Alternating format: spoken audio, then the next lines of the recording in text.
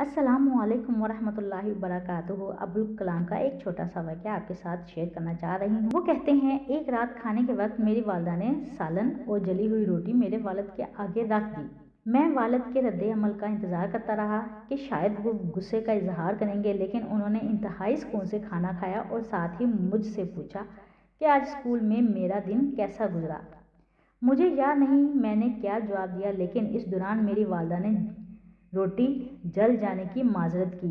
मेरे वालिद ने कहा, कोई बात नहीं, बल्कि मुझे तो ये रोटी खाकर मज़ा आया। इस रात जब मैंने अपने वालिद को शब बखैर कहने उनके कमरे में गया तो उनसे इस बारे में पूछ ही लिया कि क्या वाकई आपको जली हुई रोटी खाकर मज़ा आया है।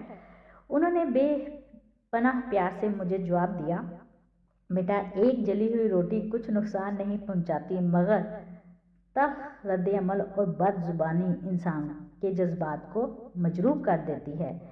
मेरे बच्चे, ये दुनिया बेशुमार नापसंदीदा चीज़ों और लोगों से भरी पड़ी है।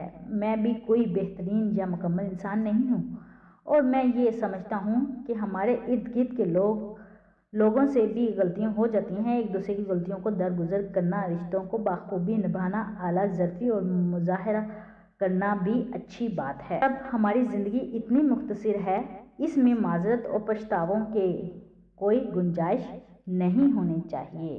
चैनल को सब्सक्राइब कीजिएगा, बेल आइकन को क्लिक कीजिएगा ताकि हर नई आने वाली वीडियो आप तक पहुंच सके। अल्लाह हाफिज़।